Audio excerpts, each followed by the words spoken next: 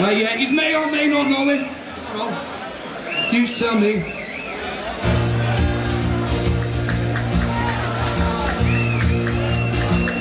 I met my love by the gasworks wall. Dreamed a dream by the old canal.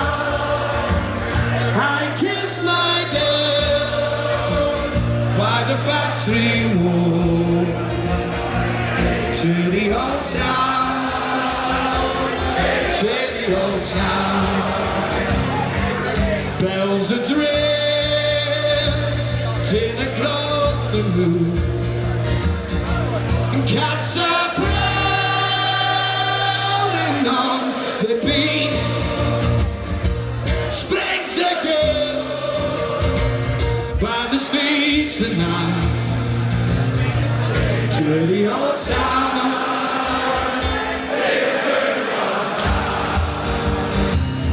He's a sensei.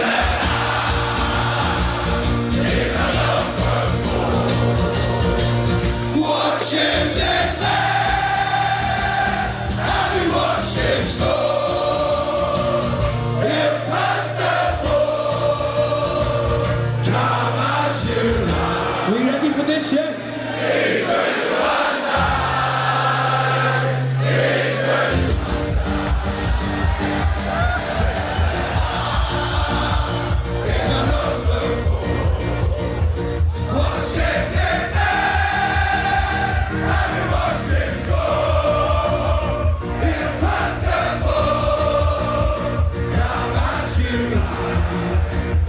He's ready to one time. He's ready to He's a sensei. He's a number 4. Watch him defend, and we watch him score. I'm just giving this camera fella the money. That's the ball. Come as you like. He's ready to one time. He's ready to one time. He's a sensei.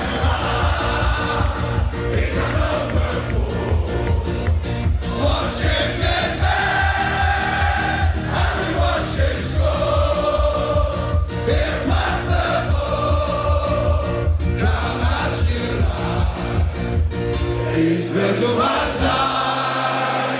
He's ready to one time. Woo! He's a sensei. He's a number 4. Watch him defend, and we watch him score. He'll pass the ball, come as you like. Who is he?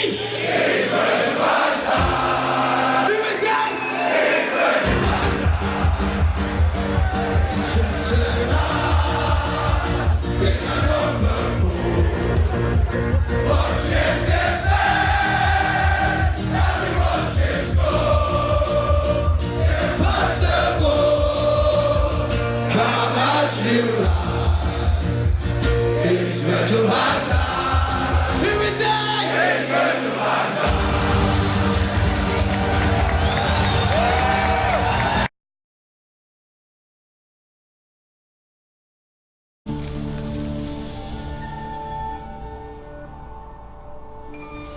Joe Coburn and guests here with us now on BBC Two with a sparky mix of conversation to start the week in Politics Live. It's Monday, it's 12:15 and we're live in Westminster.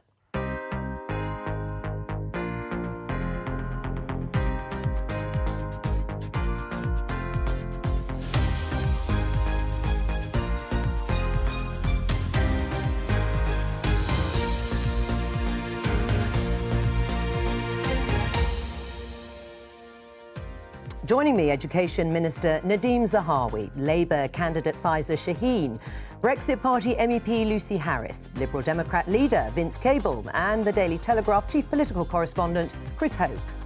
So today, did you see this? He's got it! England have won the World Cup! A historic win in the cricket for England. Should we let politics get dragged into sport?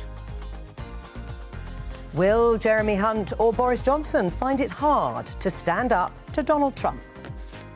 Friends sometimes disagree, and when we do so openly. And are robots a threat to our jobs?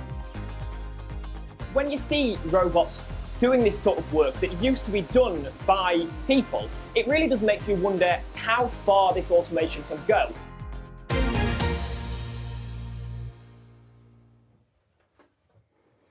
Let's start with sport. It was such an exciting day yesterday for many reasons. I have to confess I was watching the tennis, but I did switch over in time for that dramatic finale in the cricket and joined a euphoric nation as England triumphed. Didn't take long, though, before it turned political with this tweet from arch-Brexiteer Jacob Rees-Mogg. Let's show you. A close-run thing. We clearly don't need Europe to win. And my question is, why does politics have to get dragged into everything, Nadeem? Well, I think it was tongue-in-cheek by Jacob. I think many of your colleagues probably are a little bit too sensitive about this issue. So it's a celebration of a great team. The captain's born in Ireland. I think the greatest bowler at the moment was born in Barbados. And, of course, one of the greatest batsmen was born in New Zealand. So it is about Great Britain. I mean, look at this panel here, right? You've got a candidate for the Labour Party, Faisal, and myself, Nadeem Zahawi. I was born in Baghdad. You know, this is the new... So what's Brexit got to do with the cricket? I think it's tongue-in-cheek. I think what Jacob was trying to do is say, look, this country's a winning country. It is a winning country. It was a festival of sport. Tennis, rowing, cricket, Formula One. The world was watching this country, and we did ourselves proud. So let's be proud of that. Faisal? Or maybe Jacob Rees-Mogg doesn't actually see us as this great international country. Well, I know an Jacob. Irish captain. Faisal, I know Jacob, An and Irish Jacob sees us captain. that way. How can you say and play into an English nationalism that says that we don't need the rest of the world when you can see the team is completely multicultural and reflective of the country that we are, rather than this vision of Brexit of like we don't need the rest of the world? And That's actually, not I the think vision it of was utter rubbish what he said. All right. And actually is offensive. Lucy, what did you think? I think it's fine. I think it's just a nice tongue-in-cheek way of celebrating a success for the country. And I think jumping to conclusions and making it always about politics and furthering making it about politics only makes the situation even more divisive. I think it's about time we start saying, yeah, you know what, we're a great country. Let's just get on with it. Why didn't he say that rather than making it about Brexit? Well, you know, I think he's made I think he's just made a fun point. I think you're reading way too much into it, and a nice bit of benefit of the doubt would go a long way in politics, I think. Did you think it was fun? Well, he is an obsessive. I don't know whether it was intended as a joke or not. I mean, like you, I was watching two Europeans playing tennis till the last over. Right, OK, that's the end of that then. Chris, let's just show everybody this, because Theresa May, a cricket lover, was clearly enjoying and getting into the party spirit. There she is, dancing away, I think, to an ABBA tribute That's band. not the cricket, though. No, but she put that out at the time. She's going to host the team at number 10 this evening. Is winning the Cricket World Cup Theresa May's greatest victory? That's a big question. I think politicians even getting involved in cricket slightly sort of tarnishes it, I think Jacob Rees-Mogg was wrong to bring Brexit into cricket. It was a pure moment of forgetting about Brexit, thank goodness. Today, the team are going to go to number 10. They'll be in a garden having drinks with the PM. I've asked the spokesman whether he might pull out a bat and play a bit of garden cricket. But the PM is no doubt a big fan of cricket. She's a member of the MCC, just joined last year. And, you know, who can give her a break? Let's say it's all down to Theresa May. Why not they give her a chance in this programme to give her a victory? Yeah. All right. Well, let's talk about her successor. In relation to Donald Trump, it's either going to be, of course, Jeremy Hunt or Boris Johnson. Let's just show you this tweet from the US president here. So interesting to see progressive Democrat congresswomen who originally came from countries whose governments are a complete and total catastrophe, the worst, most corrupt and inept anywhere in the world, if they even have a functioning government at all, now loudly and viciously telling the people of the United States, the greatest and most powerful nation on earth, how our government is to be run. Why don't they go back and help fix the totally broken and crime-infested places from which they came? Then come back and show us how it is done. These places need your help badly. You can't leave fast enough. I'm sure that Nancy Pelosi would be very happy to quickly work out free travel arrangements. Nadeem, your response? It's not language that I would use. I don't think it's language that any British politician would necessarily use.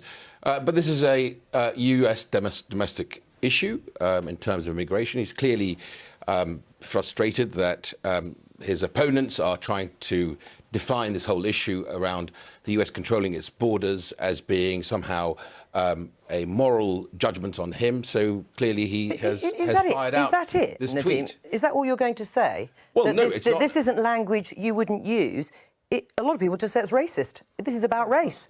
It's inappropriate language. I wouldn't use it. Inappropriate? Of course it is. Yeah, inappropriate Yes. may be, but is that as far as you're going to go? Will you condemn it? I just said to you, it's not language I would use. I think it's... Look, the more we get involved in other countries' domestic politics, the more people will feel that they can do the same here. I think, actually, the right thing to do is to say, as I just said, it's not language I would use, but this is a domestic US issue. They're dealing with a very clearly a big issue for them to deal with. The president is clearly frustrated by being somehow labelled as immoral by keeping Is it racist? US borders Is it tight racist? and under control. It's inappropriate, and I wouldn't use that language. Well, I would. I mean, it's blatantly so. I mean, people do sometimes overuse the word racist, but I think in this particular case, it's blindingly obvious. I mean, if we tried to win an argument against our Home Secretary by saying go back to Pakistan, or ask Nadeem, if we lost our temper with you and say go back to Iraq, you would find that not just offensive, but blatantly racist and directed at your origins. And I think it's quite unforgivable, and it tells us an awful lot about the American president and his motivation. Well, it tells us a lot about the Conservatives as well, that they're willing to not even, to defend it, to not even call it racism, I haven't defended it. Well, we are not even calling it racism. Can we call it what it is? Can we call it what it is? And so we've already started this show. My blood is already boiling because we can't see what Jacob Rees-Mogg has said as deeply offensive and ignorant of this country and this country's history. And here you are saying inappropriate language when it is clear racism. This should not be acceptable. Right, well, yes, the Prime Minister has condemned, these remarks by Donald Trump. Stronger terms than Nadeem. I mean, as Nadeem's right, it is a US domestic row about issues there, but it does look appalling remarks over here. Well, and you won't condemn it in so many terms. It's inappropriate. I'm saying to you, but look, Joe, if we continue to interject in US domestic But you did over the travel ban, didn't you, when it came to Donald Trump? It was personally concerned because I had two sons studying in America, and no, it's not. Faisal, you have to listen to the answer before you actually comment, right? I had two sons studying in America, and the ban would have meant people who were born outside of the United Kingdom who were British, naturalised, as myself and my family, would have not been able to travel to the United States. Actually, interestingly enough, Boris was Foreign Secretary and he intervened on behalf of this country and got the change within 24 hours, which is pretty remarkable. He doesn't get much credit for this, but he did actually make the White House realise they had to change their mind. But you made an intervention then, didn't you? And you were prepared then to put your reputation to some extent on the line to intervene. So why not with this? Because I just said to you that this is inappropriate. It's not language that I would use. I'm condemning it, but also reminding us that this is domestic US policy. Will you write to Donald Trump on this in this particular case? Because it's domestic policy, right? Ultimately, if we do this, then we give the right to Donald Trump to intervene in our politics anytime he feels like. Well, he does. And that's not where we want to be. This is our greatest ally. The United States of America is the United Kingdom's greatest ally, right? The President of the United States has to be someone that this country, this Prime Minister, has to work with. And if we're going to start behaving in this way, where we attack them publicly all the time, right, then they have every right to do the same back to us. All right. Well, let me let somebody else in. Pfizer. Look, this is coming from a Conservative Party and Theresa May has condemned it, but she herself, of course, was Home Secretary when they put out bans telling people to go home. She created the hostile environment policy, which meant that the Windrush generation were deported from this country. It's mad now that she's celebrating the cricket team when there's someone from Barbados there, when actually the generation, she would have deported them. I mean, the absolute hypocrisy of this and the inability to call racism what it is just maybe it's a sign of the times, You but just it's made up something, flabbergasting. Theresa May would have not deported them. You just made that up completely. Of course she did. She had hostile environment. What, I made up Windrush? The hostile environment came under... Don't talk over each other, though. The hostile environment came under a Yeah, you're Labour right. government. I've just made up that people Labour got deported, government. that came here as a Windrush generation, that black British people got deported. That happened because of a policy that Theresa May put in place. Lucy, listening to Labour this, though, government is put that it. condemnation, as far as you're concerned, strong enough from Nadeem Zahawi? I mean, I think the situation is always going to be incredibly difficult when they're your closest allies and closest friends. I think Donald Trump has always been a bit of a person for words, which haven't been chosen very carefully. But we always have to remember it's never black and white. It's not either you are, you deal with this person and you dislike what he says and you don't deal with it, or you deal with it and you do like what he says. There is a bit of nuance here, and I think we have to remember that we do have to do work with these people. Right, well, except we've got this from Nick Watt from Newsnight, Downing Street. Theresa May's view is the language used to refer to these congresswomen by Donald Trump was completely unacceptable. And in fact, there's been a response to that tweet by Nick Watt from Ruth Davidson, who says she's right, Theresa May, and both men vying to be her successor should say so. Should they come out clearly and condemn it? I'm sure they will. I have no doubt that all I would say to you, again, and I repeat, we have a leadership election at the moment in our country. There are many domestic issues. Boris today talking about incentivising businesses to support their staff when it comes to mental well-being. What I don't want to see is our politics constantly playing this ping-pong with the United States just because we share same language. Trump wants this debate. He wants the BBC to be writing about it 2,000 miles away because he wants to have he likes stirring it up, kicking the can. I mean, the comments are outrageous, but, he's talking to a domestic audience that we don't fully understand here. They are outrageous comments, and he wants this response over here, and he's getting it. But Nadeem's defence is that he doesn't want Trump involving himself in British politics, but he already does. I mean, he's openly intervened in the Tory leadership contest. He's been extremely disrespectful of the Prime Minister. He tried to choose the next Lord Mayor of London. I mean, he openly meddles in our affairs. And it's perfectly reasonable that any self-respecting country should be willing to answer back. You say this, and yet you are an advocate of the EU who's meddling in our affairs continuously throughout the trade negotiations, throughout the negotiations of exiting the EU. How can you say one thing but then say another? It's just completely hypocritical. We're not talking about the European Union insulting our leading politicians. Well, they have. They have done so with when you're Theresa in a May, negotiating situation with the European they Union, have done it's totally and utterly different situation. Utterly. It's not different. It's exactly the same. Chris? Well, I think, Vince, I wasn't going to make that point, but if you remember, Mr. Tusk saying that Brexiteers have a special place in hell, that's not exactly complimentary. And of course, Donald Trump, actually, when he was here, he was very measured. Both Jeremy Hunt and Boris Johnson would make great prime ministers. Actually, I thought he was very measured when it came to his comments about our election. They're the two finalists. That's what we've got. I think we have to just step back and think this is our greatest ally. Our security. And this is the man, according to the Times, if we look at the front page, Chris, Boris Johnson seeking Trump deal in first move as Prime Minister. This is the man that Boris Johnson certainly wants to do business with. The thinking behind this, and is first raised by Ian Duncan Smith in a Telegraph column about 10 days ago, the thinking behind this is that Johnson has a connection with Trump. If he flies out there in the first week of, if he becomes Prime Minister, of course, and then he can do a deal on low-hanging fruit, on easy stuff, not on farming goods, not on maybe on service areas they can't deal, but basic manufacturing goods maybe, and that will show the EU that a deal can be done, and get and sort of lever off a deal with the EU. That's the thinking behind it. I mean, it's been pushed by people around Boris Johnson, but we've been told he's pushing back against it himself. Right, is that the plan? Well, look, first of all, Boris is going to unite the country. He's going to deliver Brexit by the 31st of October. But is that his plan? Well, I'm telling you what his plan is. He's going to unite the country, deliver Brexit by the 31st of October, defeat Jeremy Corbyn, and then make sure we deliver as many trade deals. There's a whole list of countries. So there is going to be a general election. He's going to defeat Jeremy Corbyn in a general election? After delivering Brexit, when he goes to a general election, he will certainly defeat Jeremy Corbyn. With my hypothesis, my analysis of the situation, I don't think Jeremy Corbyn's numbers are where the Labour Party wants to be. In fact, we might get to this at some point, but look at what happened with Tom Watson over the weekend and the whole issue of anti-Semitism. The Labour Party is not in a good place, but Boris's priorities is to make sure that he unites the country, make sure he delivers Brexit by the 31st of October and then defeat Jeremy Corbyn. Right. Is that part of his plan, though? First hurdle, jump across to the United States and do it. There is a long list of countries, India, America, lots of other countries around the world have already indicated, Japan, that they want to do a trade deal with the United Kingdom.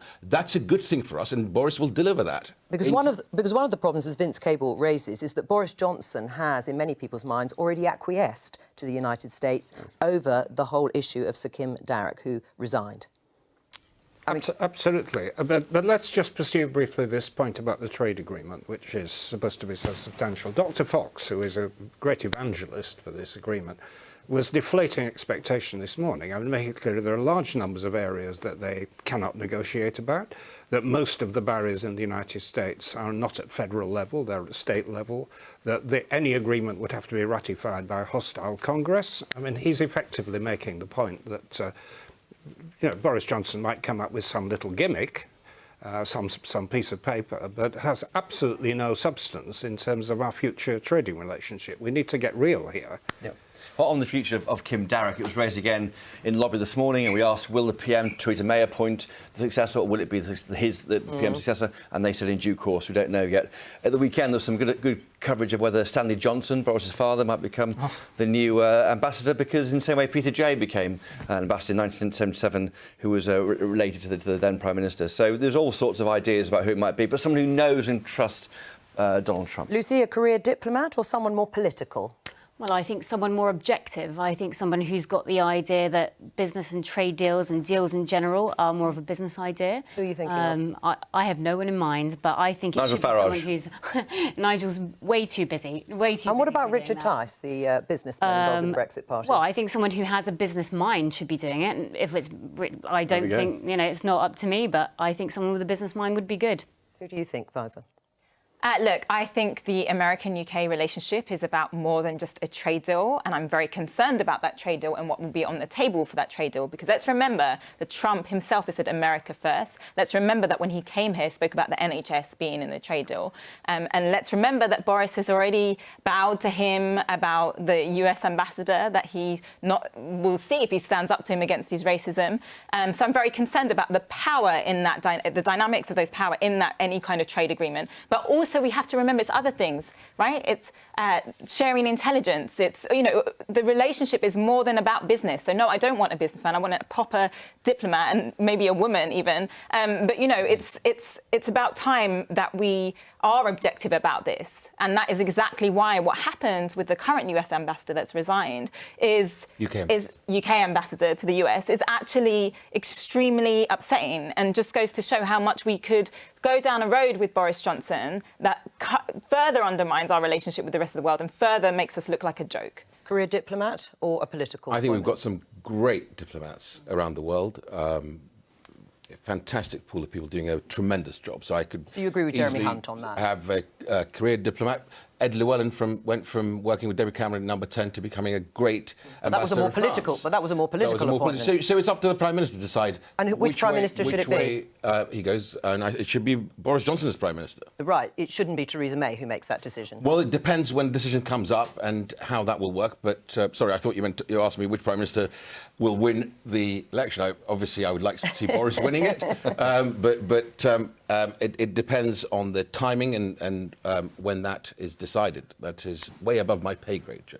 Right. Do you think Boris Johnson and Jeremy Hunt will have to answer this question about Trump in response to what he's I think so. There's a debate tonight. The Sun are holding a live head-to-head debate, which we'll be watching later on. And no question it will come up, because it is Boris's weak area that he looks a bit compliant, a bit complicit in the Trump agenda. Right. I mean, do you agree that he's acquiesced so far as Sir Kim Darroch because he wouldn't actually back our man in Washington, and therefore that will lead to an unequal relationship? So that's the narrative that has been played out. If you listen carefully to the debate, I listened very carefully to the debate that they had, he talked very clearly about supporting our civil service, supporting our diplomats But then around he the world. resigned. And it's what he did when he was Foreign Secretary. When Boris was Foreign Secretary, I had first-hand, he averted a civil war in Iraq. After He the didn't Kurds back had it. their He didn't referendum. back him during that ITV debate. Let's He be clear. said- I he watched said it. he- We all watched he it. said he- You couldn't say that Boris Johnson backed Sir Kim he Darroch. corrected Jeremy because Jeremy was sort of implying that Kim Darroch was going to be there for a very long time. Actually, Kim was actually Yeah, but retiring at Christmas, and Boris made that point clear.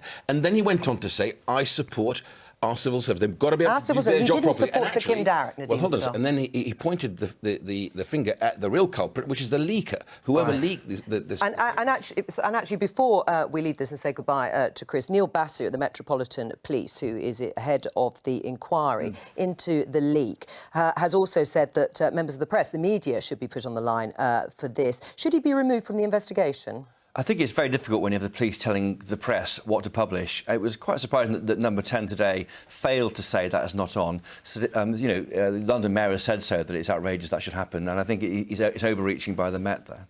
Chris, thanks very much. We're moving on because we're going to talk about the impact of automation on jobs. Here's our reporter, Jack Fenwick.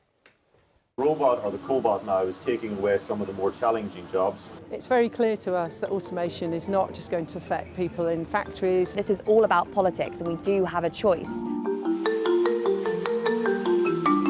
The Ensirk factory in Cheshire is one of the largest glassware plants in the world, with around 40% of wine bottles in the UK made here. And I've been allowed in to see how the glass is being made, and more crucially, who is making it. You get a real sense of the heat and the energy that's involved.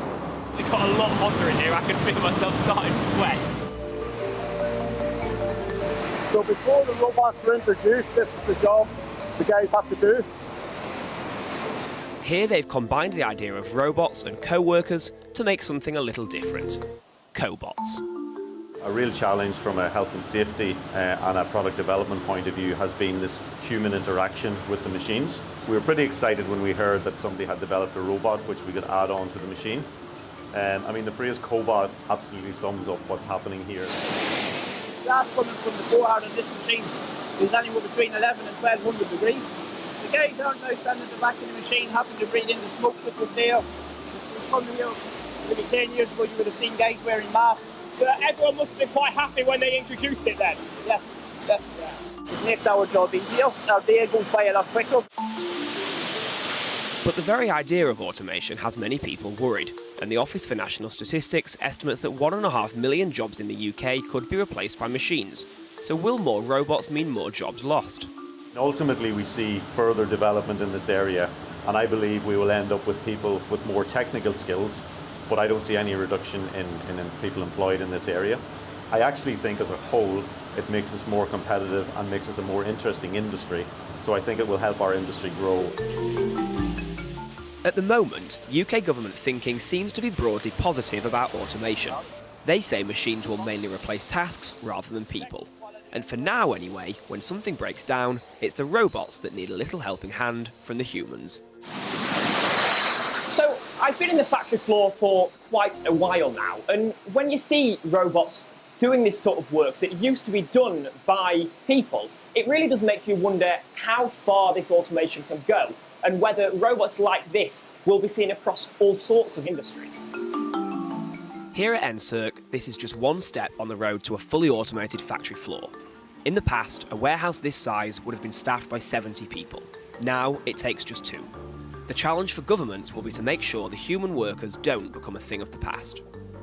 We're now in a completely different environment. We've come to Westminster, we're in the heart of government, and on the face of it, it seems like a world away from that factory in Chester. But actually, the same challenges of automation are coming for here as well. Hi, Lucille, how are you? I've come to meet Lucille Thirlby from the FDA union. Nice to see you. You okay? She represents civil servants, and I want to know how automation could affect white-collar workers like them. It's not going to be robots sitting next to individuals, I don't think. But it is about those sort of big data, robotics and artificial intelligence. If you're submitting your tax, it will be digitalised, which it is already, but the processing behind it will be much quicker. You're less likely to be phoning up and talking to people. I think trust is an important process in the development of change. So I think involving people in your workforce and your unions, if you have them, is fundamental. But not everyone is scared about automation. Some think the future could be exciting, but only, they say, if the politicians get things right. I think automation, like any economic trend, depends upon wider social and political institutions and the decisions that our governments make. Economic trends that we see in the economy at the moment, they're not destiny. They don't have to continue as they are. Instead, the way governments shape markets, the way they regulate, the way they tax, and the way they kind of shape wider political and social institutions will determine how these trends progress. Back at the factory, with barely a human in sight, the big question around automation becomes clear. Is this trend a liberating force that will free up our time, or a replacement for human work that should have us far more worried? Vince, well, can you answer that question? Will it be liberating or destructive to workplaces? Well, it should be liberating. It has been historically. I mean, there's been a worry about mechanisation since the 18th century and early 19th century, with agriculture and industry, you know, accepting machines. In the 60s, we had all kind of papers warning us that computers... Dream the dream. The opposite. There's a